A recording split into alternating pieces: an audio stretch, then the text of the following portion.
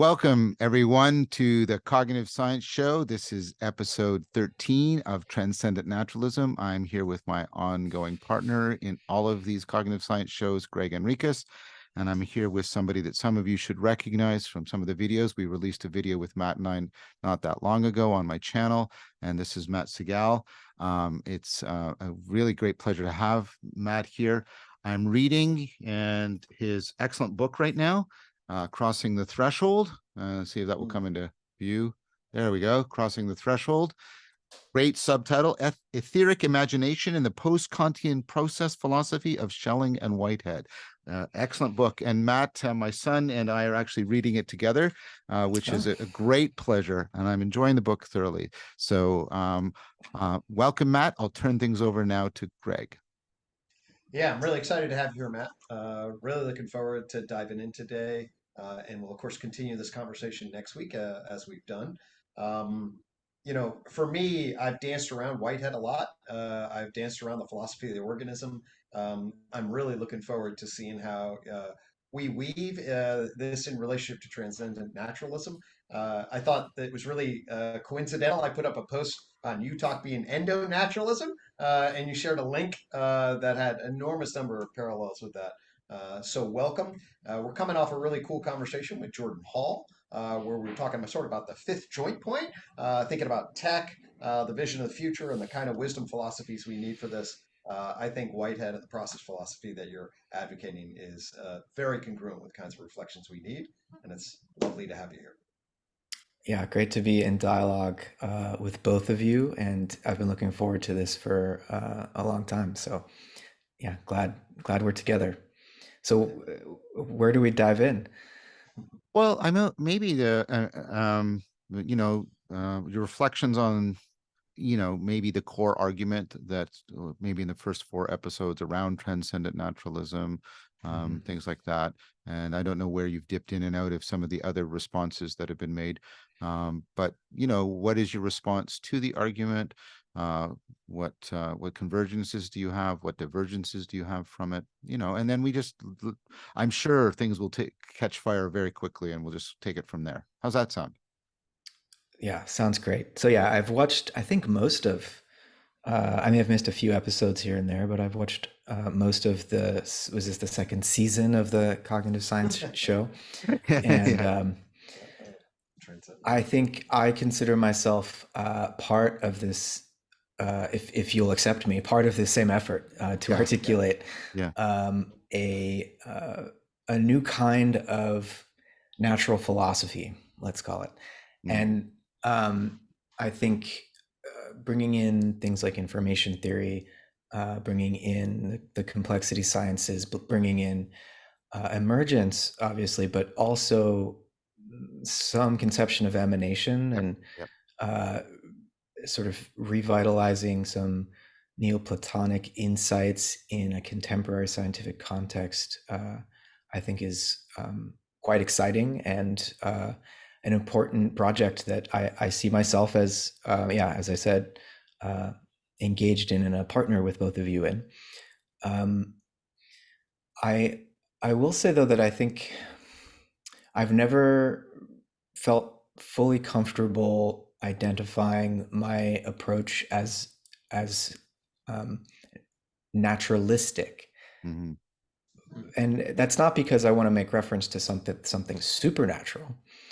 But typically naturalism, I mean, we could define it as a methodology, we could define it as a metaphysics, and maybe we can get into the difference there. But either way, it as either the method or the metaphysics, the ontology, both of the ways in which they have been defined in the context of modern Western science, I think has prevented us from affirming something like formal causality or final causality, prevented us from taking more than just some narrow construal of the 5 senses as granting us access to a real world. I think so. There's a limited form of empiricism that's been built into the method of doing natural science, and a sense in which naturalism would entail a kind of global mechanistic explanation. And so on those construals of what naturalism means, I have felt a bit suffocated and unable to fully adopt the label. Now, I think transcendent naturalism is trying to bring in some of these things that traditionally naturalism has forbid or relegated to the supernatural, or said that, oh, well, that's really just part of human consciousness, and that's kind of this anomalous peripheral thing. We don't quite know how it emerged, but we don't need to talk about subjectivity. We don't need to talk about teleology until this weird consciousness thing emerges. Everything else we can explain naturalistically. And I think, you know, whether it's Utah or this sort of Neoplatonic retrieval, I think that kind of naturalism I have more time for. And so then it just becomes a question of the rhetoric, I guess, or the way that we start to bridge with the broader cultural conversation about the meaning of life and the place of the human being in the universe. There's a certain kind of fundamentalist religion and a certain kind of new age narcissism that I think I would also want to resist, which is why sometimes referring to naturalism and really trying to maintain scientific rigor, that can be really important, not just as a rhetorical move, but as a methodological move. But I also think that, and I don't necessarily think either of you disagree with this, but I think there is something of tremendous value that needs to be inherited from the world religions, that we can't just rebuild from scratch or something in a more rational or scientific way. Like that just isn't going to happen. So we have to inherit something. And this new age thing, you know, I've heard you speak about this in different contexts more recently, John, as a kind of reaction against a more reductionistic reading of science, that also leaves behind the rigor of science and the empirical methodology of science and the importance of justifying one's knowledge and all these things. It leaves behind what we really can't leave behind, but it's these new age movements are reaching for something that I think is valid and important. And so there's a needle to be thread somewhere here, but I think that's my general response to the project that I take you two to be engaged in. That was very, very fantastic. Oh, sorry. Go ahead, Greg. I just wanted to say, I think that was a very fair reflection, and not only fair, insightful.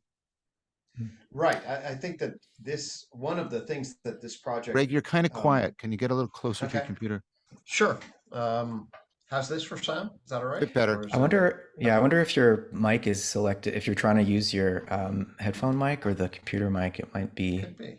Let me see here. Selected incorrectly. Just a guess. Okay. Let's try. How does that work?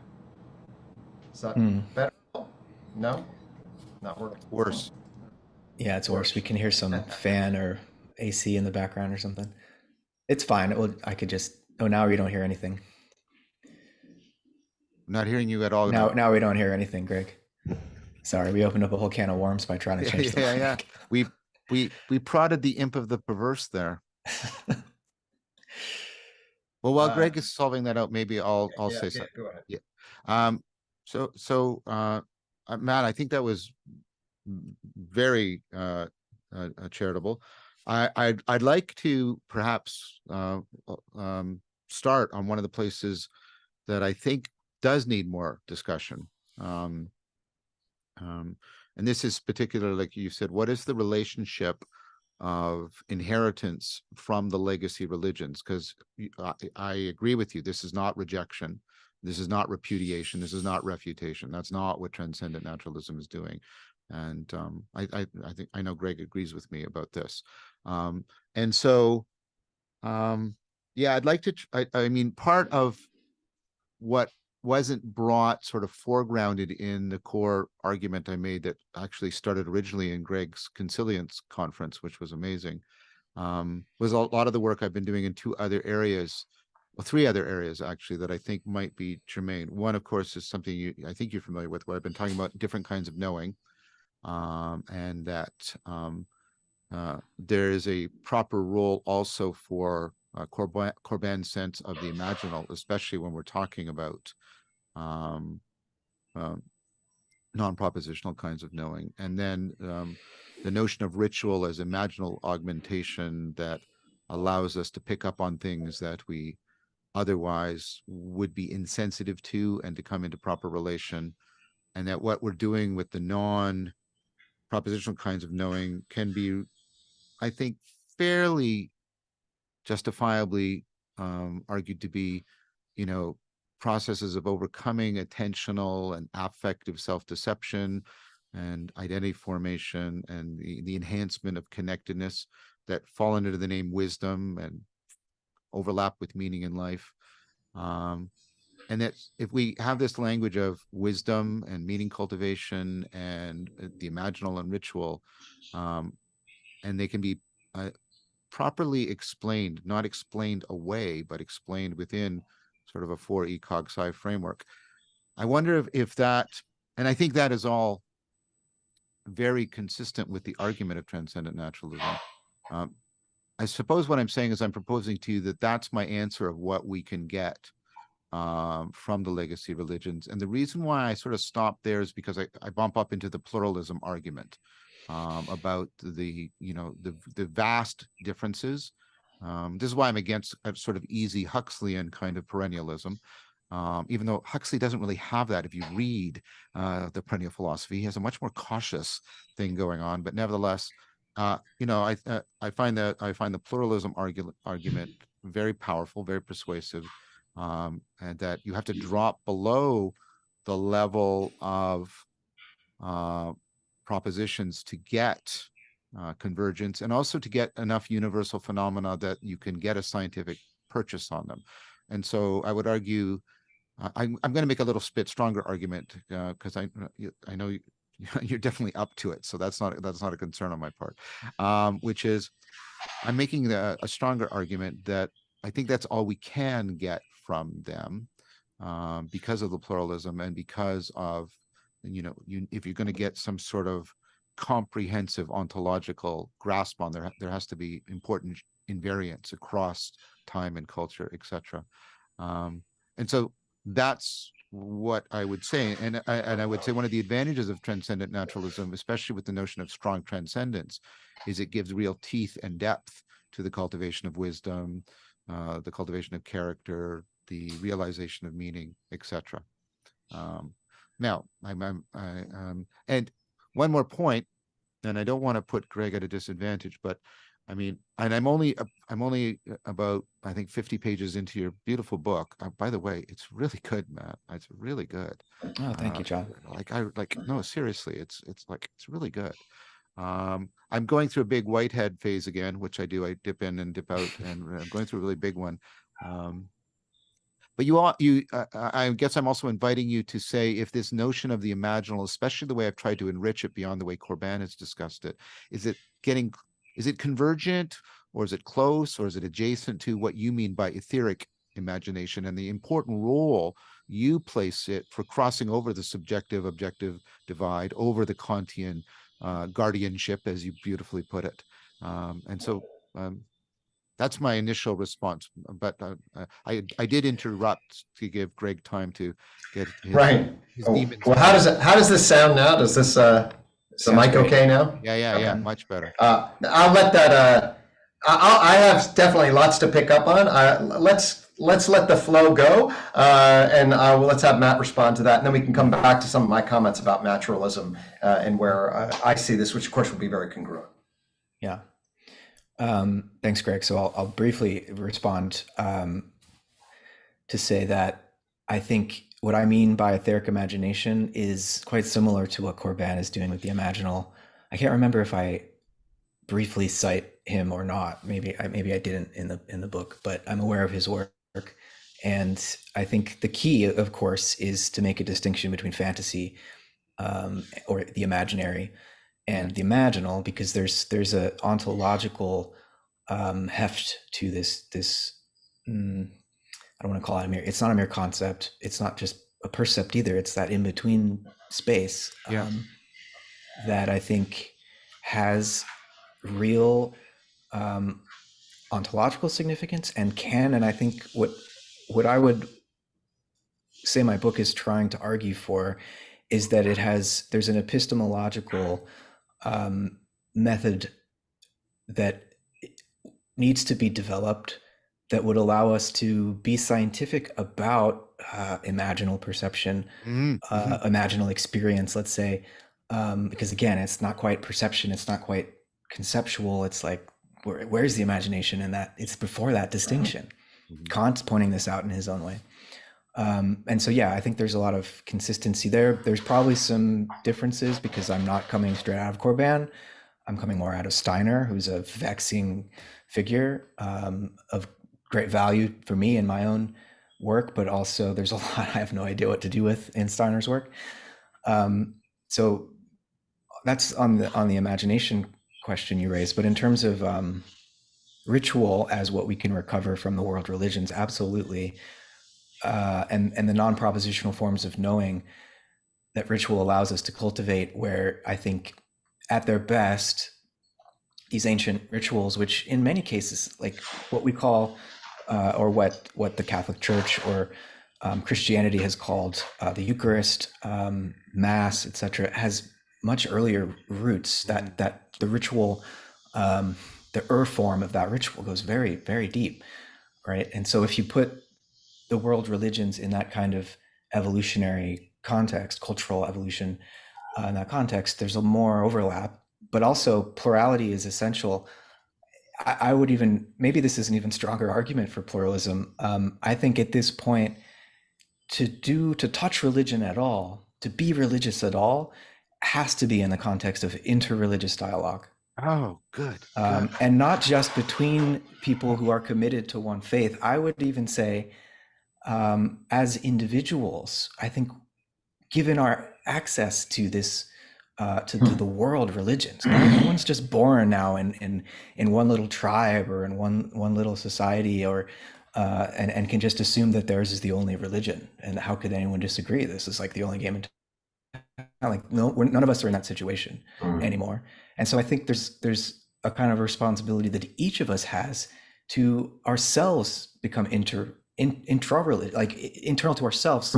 We can hold multiple religious commitments, right? And so the challenge of religious pluralism is something each person, I think, needs to work out psychologically, psychospiritually.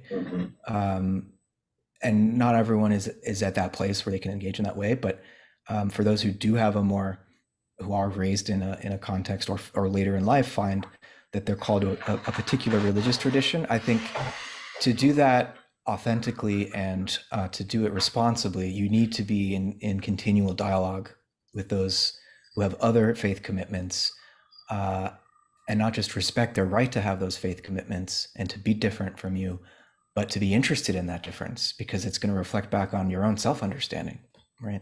So only in this kind of a context, I think, can religion remain relevant without being dangerous and actually holding us back. But we need it. If we can engage it in this way, I think, because of the way that ritual is a form of knowing that I think allows us to entrain with cosmic rhythms, we're not going to overcome this alienation by thinking more about it. There's an actual performance that I think the world religions have allowed us to cultivate generation to generation. And that performance, those ritual performances that nobody quite understands, like, why are we really doing this? It doesn't matter if you don't understand why you're doing it, because like it's the same reason that the sun is rising, right? And there's a confusion that can happen there when you understand the symbolism at work in ritual, and you think that, like, oh, well, if we don't do the ritual, the sun won't rise. Well, no, but when you're doing ritual, you're participating in that you're entrained to that cosmic rhythm. And so that sense that if I stop doing the ritual, the sun actually won't rise, it makes a little bit more sense. Like, it's a faulty idea to assume that, but you're so entrained with that broader cosmic rhythm that you start to think that you are it, right? And if we can adopt that mode of cognition, that way of knowing, without making that mistake where you literalize it, then I think we can inherit the great value of these ritual practices. Um, that's beautiful. There's actually, I had to get my thing fixed, but it's also the case that I've been percolating along with the rhythm of your conversation, and it's touching me. There's a lot I want to say about naturalism, but I'll just be brief in relation. So for me, actually, if you look at the definition, it's a vague definition. I like that in philosophy. It basically is the sort of one world commitment at its essence. But what I want to argue very clearly is that it's not committed to a reductive mechanistic worldview. Like naturalism doesn't commit that. Although many people think that it does, to me, that's materialism. And actually, that's an outdated term even than physicalism. I want to replace both materialism and physicalism with naturalism. And this comes to me from my work in Utah and the concept of behavior. And the idea really that what natural science commits to epistemologically, ontologically, metaphysically is behavior, which of course is going to enter into a process philosophy view much more readily. But many people confuse, and indeed John Watson is guilty of this, starting behaviorism, at least within psychology, and yoking it to a reductive sensory reflex mechanism. But that's not necessary. In fact, B.F. Skinner splits that off, if you know the history of behaviorism, and he's a molar behaviorist, not a molecular behaviorist. And he then talks about the behavior of persons, and I would say what we're doing right here is behavior of persons. And you can't go from the molar to the molecular in any kind of stepwise fashion because of recursive looping. And ultimately, you talk with the tree of knowledge is trying to say, hey, we need a universal natural behaviorism. When we do that in a new big history view, we can place mindedness in the world.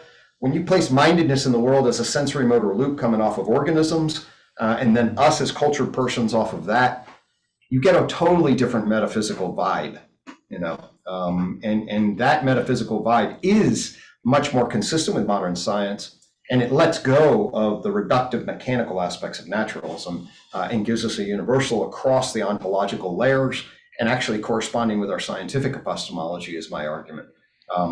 So for me, I talk about Utah as an endo-natural view. What I mean by that is I want to look inside of naturalism and fix it. It's broken. You know, the Enlightenment didn't place us in right relationship to matter and mind. It gave us the Enlightenment gap. We don't have a coherent philosophy that places subject, object, matter, and mind in right relation. We can now. And with focus on naturalism, you know, I want to respect the edges of that, where parapsychology, aliens, all the stuff that would be sort of like is fascinating. I'm agnostic, but I want to get naturalism focus in on correct and out of exactly the kind of limiting metaphysics and this idea that there's a mind totally separate that can then write formulas and then, but does not need to be reincorporated into the ontological picture. So that I'll say about naturalism. Then very briefly, let me just add, and then I'll hush up because I could have too much fun with this.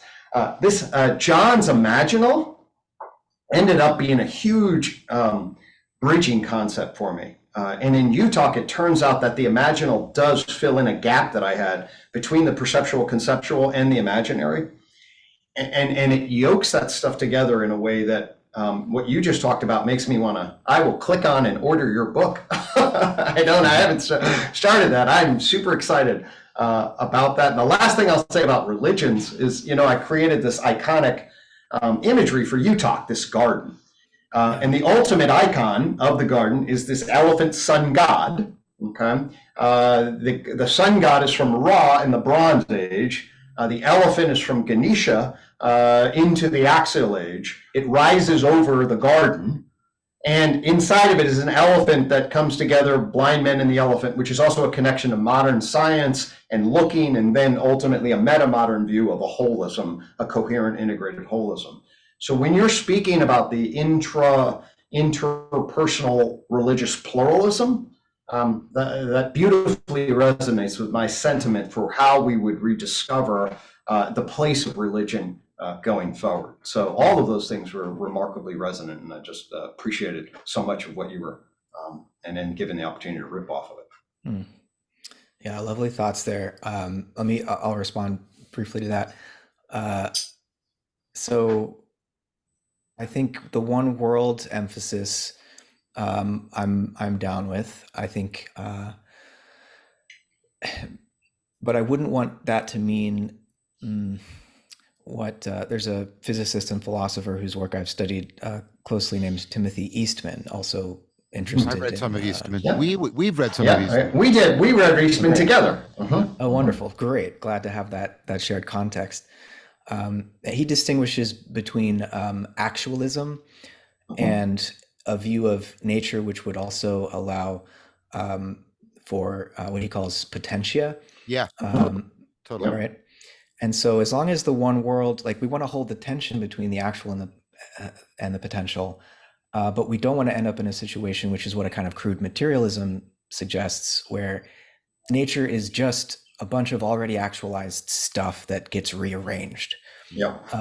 Right. And so as long as one world is a one world wherein what really exists is this process of actualization, right? Where for actualization to be a verb form, to be a process, means that it's advancing into novelty.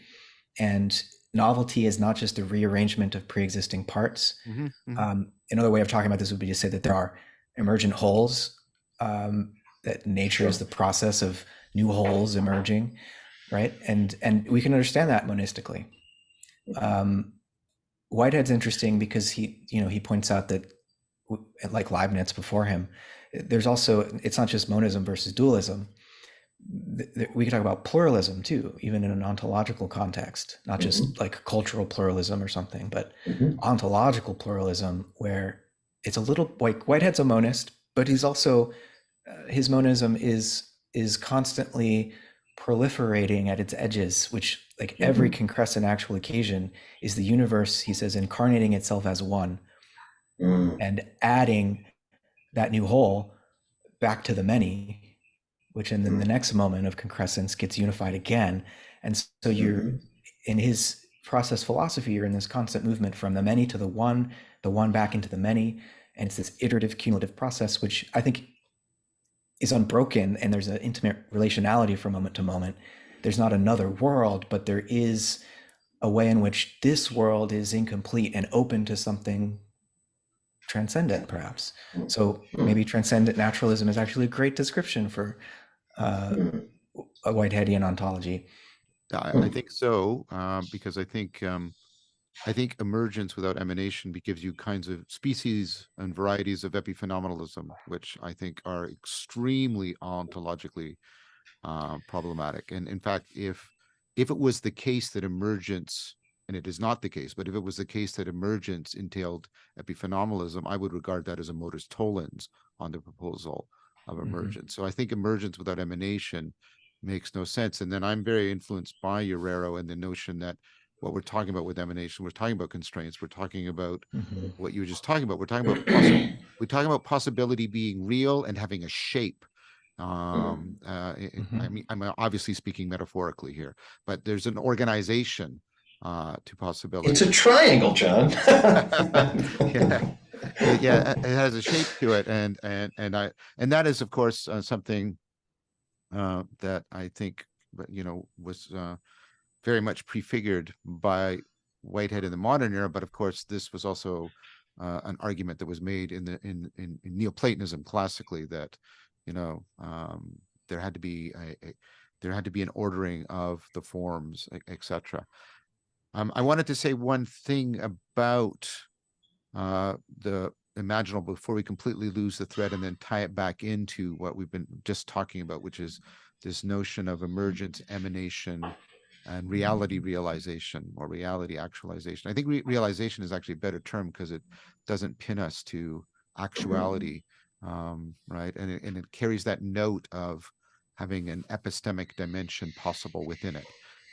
So I'm just offering that as something that maybe is a little bit easier to use as a term. I just want to go back and about the imaginal. So Dan Chiappi and I have written a bunch of papers, 3 about the NASA scientists moving the rovers around on Mars, and they do all of these weird, very imaginal things, because what they're actually after, in order to, before anybody can do the science, they have to get to the state where they can be the rover on Mars. They can get that perspectival seeing as the rover, and as if both seeing as if you were the rover on Mars and as if you were the rover, not a human being on Mars. And they do all these very interesting things very naturally. They'll do things like, first of all, they will anthropomorphize the rover, which seems sort of intuitive to us. Like I need to move my arm there, and I got to bring my eyes over there. And they're talking about the cameras and stuff. But they'll do also the other thing. They'll Vertesi, one of the ethnographers, talks about they'll technomorphize themselves. They'll like this is a rock, and I need to, and what they'll do is they'll swivel around on the chair as if they're the rover and twisting their body. And what they're doing is they're doing this weird imaginal loop where they're sort of trying to imaginally, take on, the way a kid pretends to be Zorro. They're trying to take on the rover, and they're also trying to humanize the rover in this interactive loop. And then why I'm saying that, Matt, is you get that kind of thing you were pointing to, where about the entrained with the sunrise, because we have direct quotes. I can't do it verbatim, but there were two or three along the lines of one of these, literal rocket scientists, hard-nosed engineers saying, I was in the garden and I was gardening and my right wrist kept getting sort of stuck. And I came into the lab, and Spirit, ironically the name of one of the rovers, and the Spirit, its right wheel kept getting stuck that day. I don't think there's any magic, but there's something going on. There's some kind of sympathetic connection. And they're trying to articulate exactly, I think, what you were putting your finger on. They don't want to say that there's a direct causal relation, but they want to say it's not just a metaphor. There's some kind of bonding going on there, and what they're bumping up again, and why they laugh, is they end up using words they don't want to use, but that's because they don't have words that they can use. And so they're in this really interesting space. And what's really interesting about that is the fact that, again, this isn't people being dragged into an indoctrination. This is human beings having to confront a kind of new kind of environment, and they fall into these strategies by nature in order to do the hard-nosed science. It's not something orthogonal over here that's being put into them by an indoctrination. And all of this is, I think, relatively non-controversial to say, because we literally have the ethnographies. We have multiple ethnographies. We've published papers on this. This is how it happens. And so I'm just saying that because I wanted to strengthen your claim about the entrainment. And you can get confused about that. You can think it's a straight sort of Newtonian linear causation, or there's some kind of weird telepathy or something like that. And then that's a confusion. But there's something else going on there about participation, and how the imaginal augments your ability to become aware of things and affords you cultivating skills, even skills that are displaced over these vast distances. So I just wanted to give that as a buttressing of your point.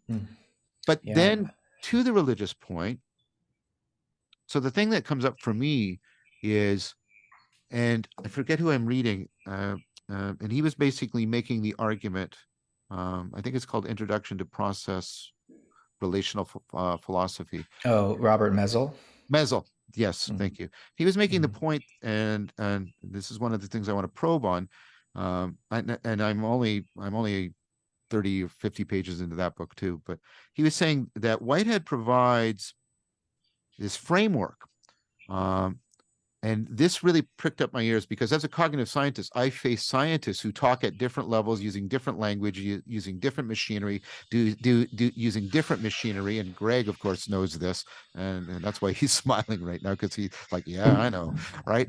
And I talk about like the synoptic integration, and there's this big part. And sorry, these 2 points are coming together, because we need a language that allows to bridge between these different languages, the language of the neuroscientist, the language of the AI person, the language of the psychologist, right? And that language has to afford this kind of connectedness that we were just talking about a few minutes ago. It like the synoptic integration needs a language that can properly lead to these identifications across divides, like the NASA scientists are doing with the rover. like, and it's not, notice they're not becoming rovers in any like literal sense. And this is not to say that Buddhists would become Christians, but that Buddhists could imaginally be Christians and Christians could imaginally be Buddhists, but they need a language that affords that happening. And he was arguing that Whitehead is actually a place to look for that. And I wonder what you think about that argument. So, sorry, that took a while, but I was trying to draw these 2 points together and bring it back to you. I think absolutely Whitehead provides a means of translating between the deep intuitions that guide various religions. His goal in a book like Process and Reality, and in other books where he continues to try to elaborate this cosmological scheme, as he calls it, is to provide a set of general categories that everyone, regardless of their faith commitment, would be able to recognize themselves in to some degree, right? And so, for example, in his process theology, he has these twin ultimates. There's creativity, and then there's God. And he distinguishes between the two, not because Buddhists are going to be super excited that there's a God in his metaphysics and be like, oh, okay, yeah, we can accept that. No, usually they don't. There's a lot of great comparative literature on this. Masao Abe, a student of Nishitani's, has written on this and is deeply appreciative of the approach to a kind of non-dualism and dependent origination in Whitehead's work. But ultimately, there's still a God, so it doesn't quite work. But this other ultimate of creativity is much more akin to the kind of emptiness that a Buddhist would want to say the ultimate nature of reality is such as this.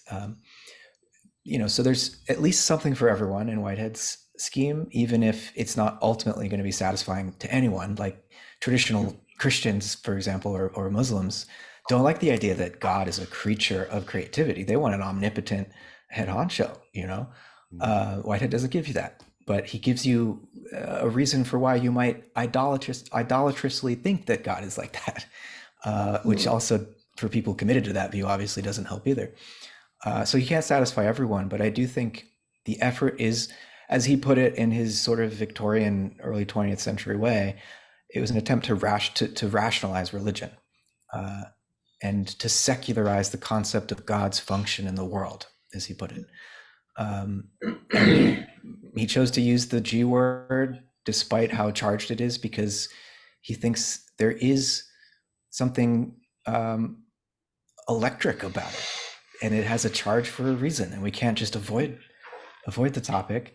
But he's like William James, trying to be very empirical about religion and look at religious experience, the experience of human beings across continents in response to something, spirit, mystery, the depths of nature, however you want, the ancestors, however you want to refer to what that mystery is. That history of religious human experience is a fact about the universe we inhabit on some level, if human beings are part of it. And so how do we integrate all of it in a scheme that is adequate to it and doesn't explain any of it away? So that would be what Whitehead's trying to do. Yeah, I think that's good, but and thank you for that. I think that's very good. But what I'm also seeing, and I mean I've seen it before, but I'm seeing it again. That scheme isn't just processed in sort of argument, sort of premise by premise argumentation. I'm not saying Whitehead doesn't make arguments. He makes very careful arguments. But Whitehead also admits that there is this imaginative leap, but it's not the imaginary. There's an imaginal. There's something going on here in which, and this is what I'm sort of asking you to tease out a little bit. There's the imagination is somehow sensitizing us to things that we can't get just by sort of the incremental progression of an argument. And in that sense, it's not imaginary, it's imaginal. It's affording a kind of knowing. And that seems to also be somehow crucial to the scheme. First of all, is that a fair thing to say about Whitehead? And yeah, I mean, so let's distinguish traditional naturalism from transcendent naturalism, where traditional naturalism would say, look, we've got five senses and we can make precise measurements through especially the eyes, and we've got logic and math, and so let's combine the two and get the truth about nature.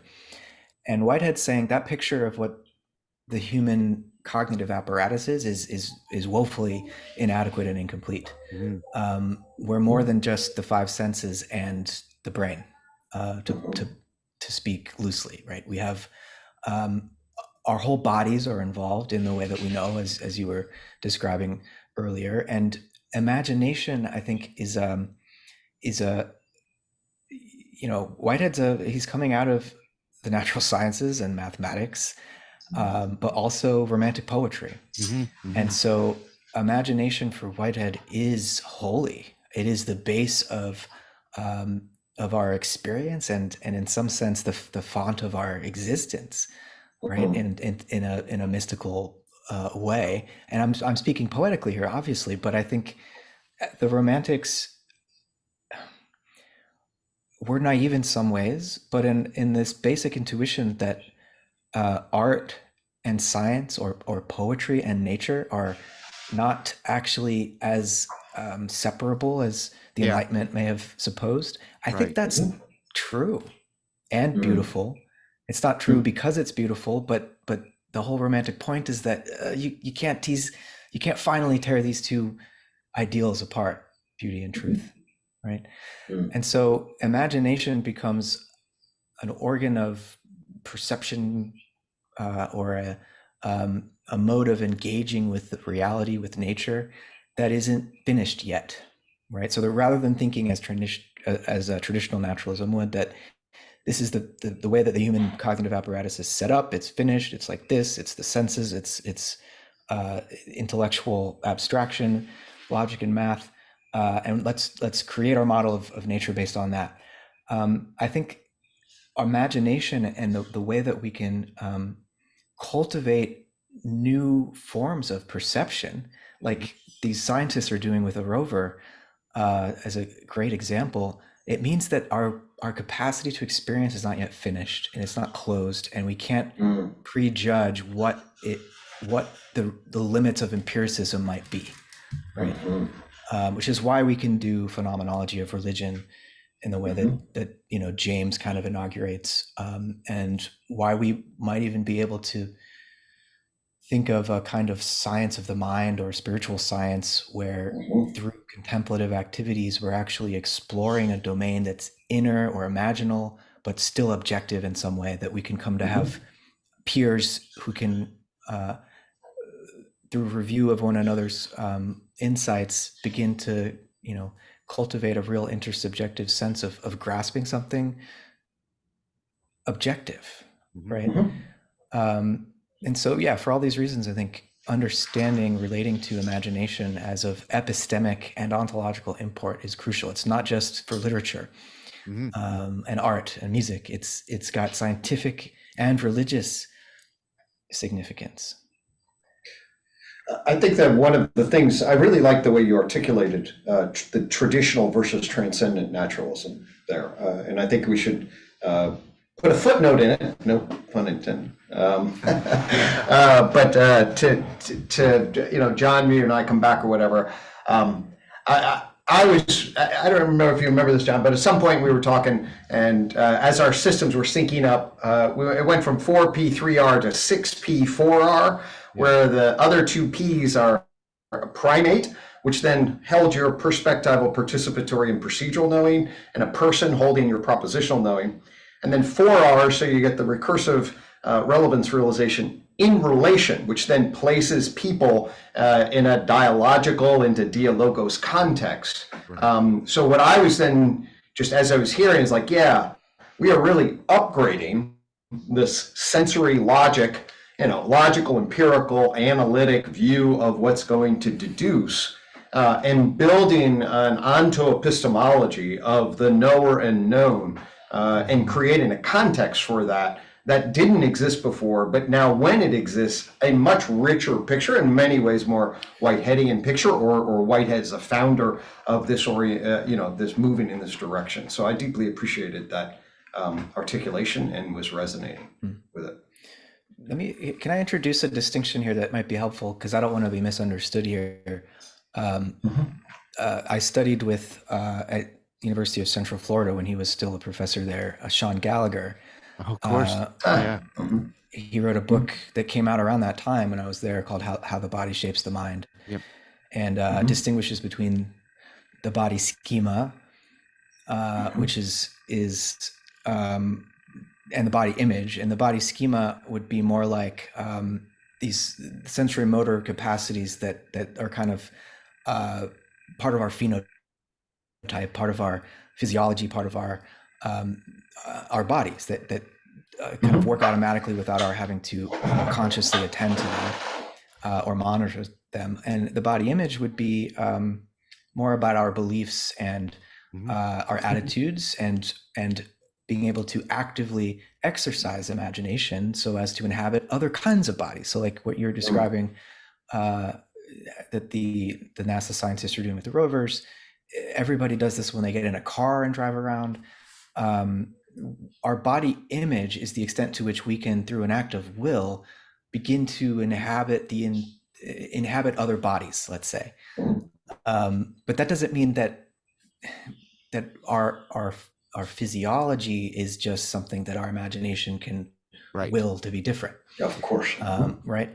And so to think of the imagination as an organ of perception, it's the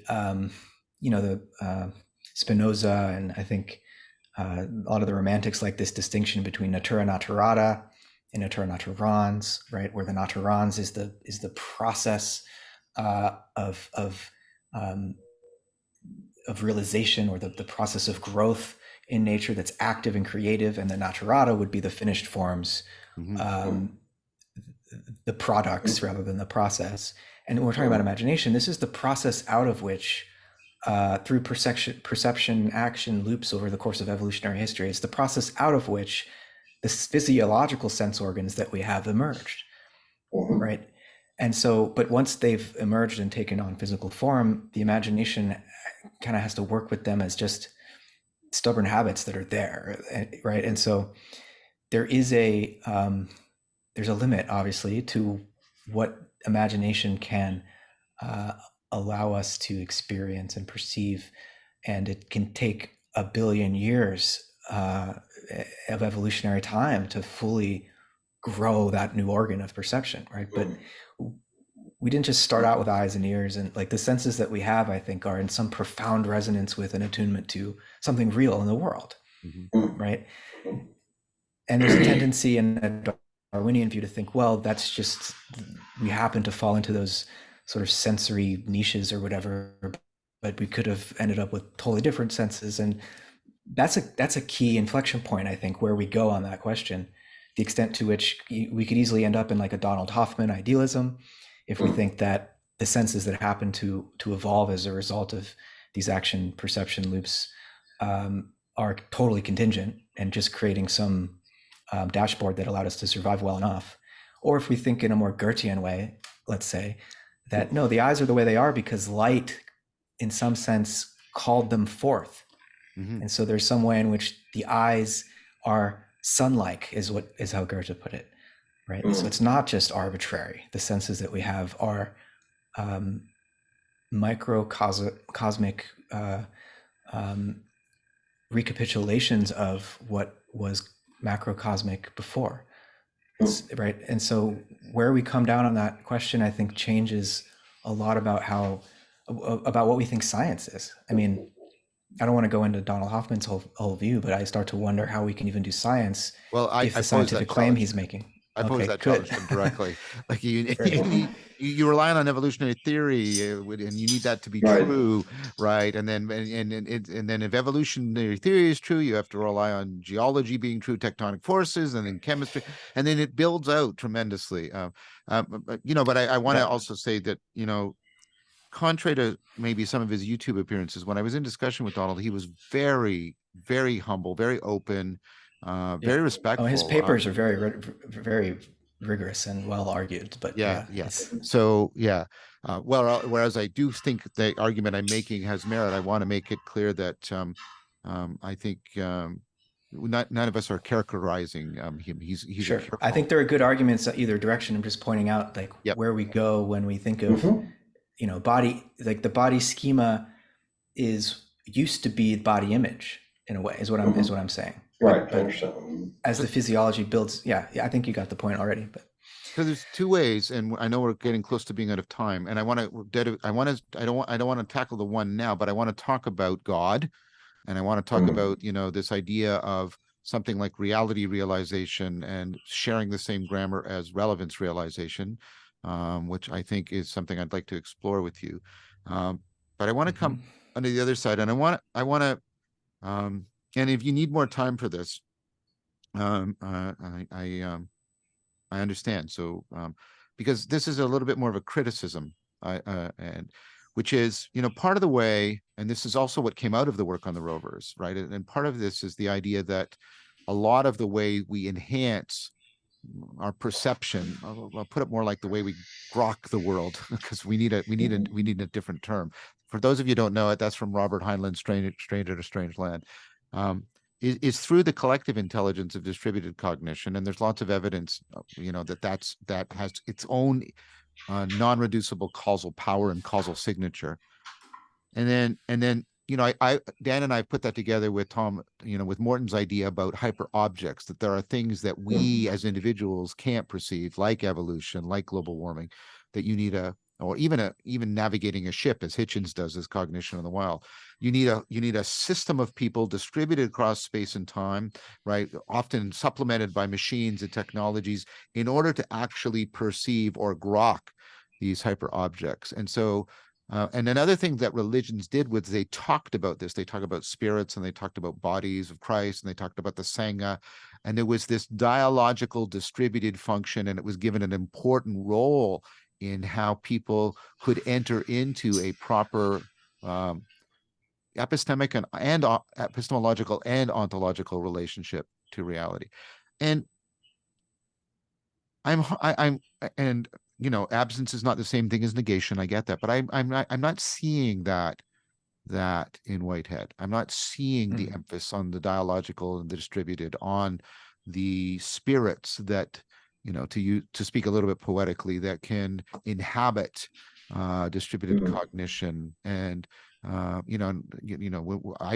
teach a thing called dialectic into dialogos, and the logos shows up, and if people naturally start, even dependent, they can come from the most secular background, they start talking about this collective intelligence, this collective flow, and the way it's disclosing themselves to each other and reality to all of them and to each of them, having a life of its own. Um, and they start talking about it in religious language. And I don't think that's a coincidence. And so I think part of the way, and I think this is in a profound sense connected to everything we're talking about. It's ritual, it's imaginal, it's it's a way in which religions have pointed out how human beings can grok reality beyond their five senses, that doesn't necessarily involve magical claims or anything like that. And for all of the brilliance of Whitehead, I don't see that in anything I've read. But you've read a lot more than I have, Matt, and I don't want to make an unfair criticism. That's why I wanted to talk to you about it, and I wanted to say Mm-hmm. this seems to be an important feature, an epistemological ontological function of religion, and it really points to the imaginal, it points to ritual, it points to grokking, prehending the world beyond the five senses in profound ways, and it's integral to the practice of science. We see it with the NASA scientists. That's one of the things we talked about. And so I just wanted to hear what I want to give you an opportunity to respond to that. Yeah, I mean, I would point you to Whitehead's concept of societies and his sense Mm, of the way in which it's through social relationships that experience becomes amplified and eventually conscious. okay. Um, and so, yeah, it's like he says every act of experience is a social effort employing the whole universe. I think is basically one of his lines. But and he'll also, when he's talking about Plato's Timaeus, talk about Plato's understanding of these subordinate deities who are the animating principles of different departments of nature, as Whitehead puts it. And he's trying to capture something like this emergent agency of collectives and swarms with his notion of societies.